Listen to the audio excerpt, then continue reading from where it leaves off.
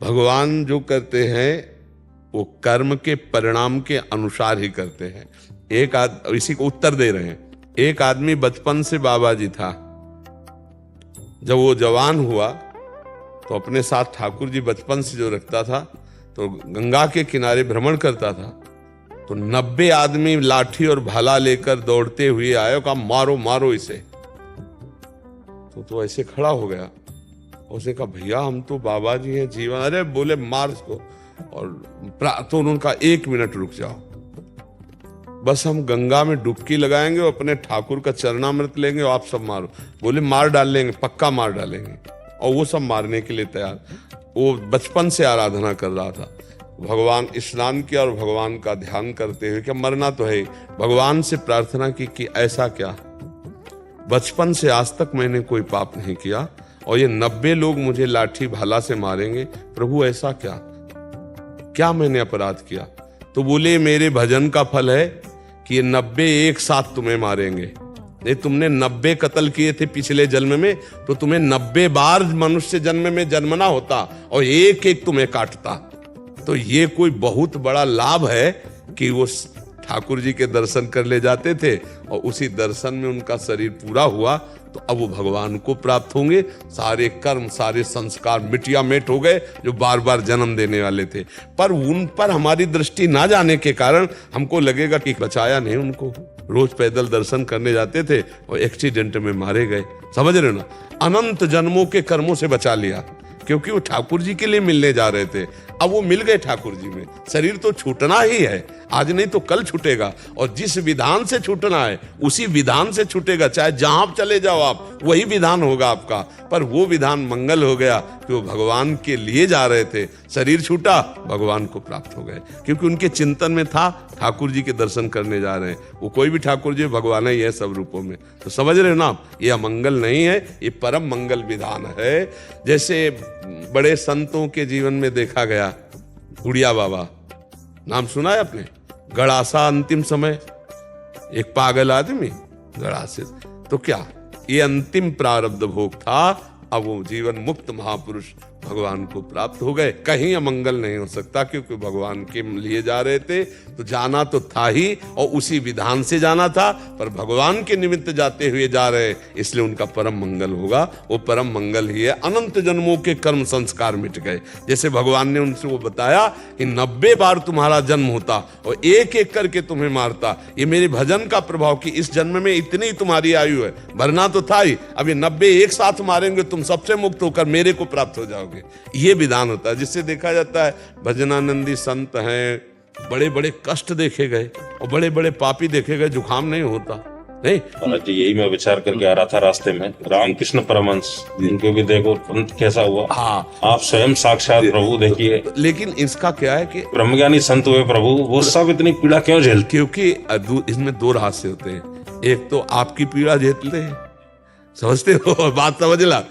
समाज जो जुड़ती है, ये जो प्रणाम है, ये जो नमस्कार है, ये जो आकर अपने दुखों को बताना है, तो जो सच्चे भगवान के मार्ग के पथिक हो तो कहते नहीं जाओ ठीक हो जाएगा, वो ले लेते हैं, वो अपने ऊपर ले लेते, जाओ तुम सब जाओ आनंदित, तो मतलब अंदर से, बाहर से तो कहें चलो जाओ जाओ, अब आए हो जिस कामना से, उस कामना की वो पूर्ति कर दिए। दूसरा, उनका आखिरी जन्म होता है, तो पूरा रजिस्टर जो होता है हिसाब किताब बराबर, अब वो जीवन मुक्त हो रहे। इसलिए बड़े संतों में आप जरूर ये देखना कि कोई न कोई भयानक पीड़ा उनको, तो वो कुछ जो महापुरुष होते हैं वो अपने जनों के कष्ट ले लेते हैं, और कुछ होते हैं जिनका आखिरी हिसाब किताब है। अब तो भगवान फिर लीला करके बहुत ही विचित्र कीड़े पड़ गए शरीर में, ऐसे ऐसे संतों को देखा, और ब्रह्मबोध संपन्न महापुरुष जो कई कई घंटे गंगा जी में ऐसे खड़े होकर मंत्र जाप करते हैं, भिक्षा से जीते, ऐसे बड़ा मतलब फकीर एकदम,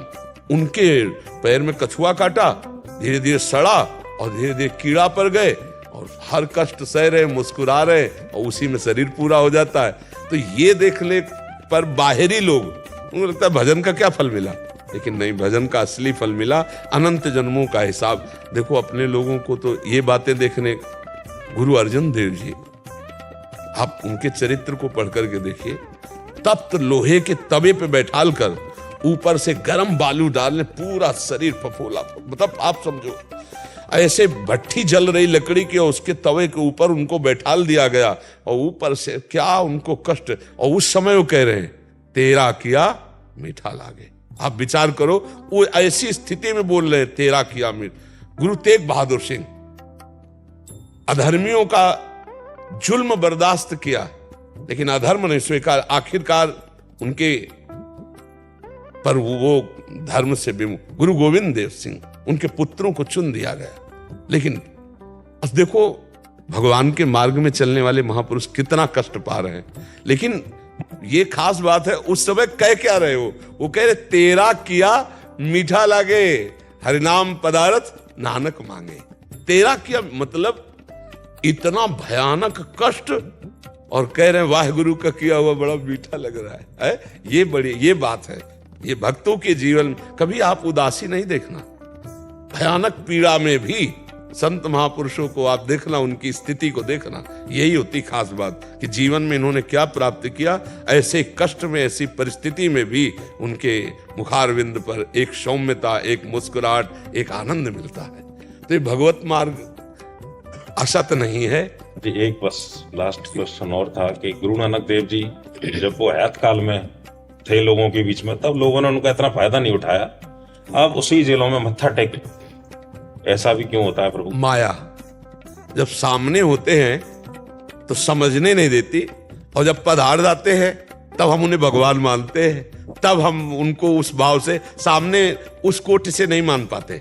जैसे हम जिन महापुरुषों की बात कर रहे हैं ना, सामने वो नहीं समझ पाए।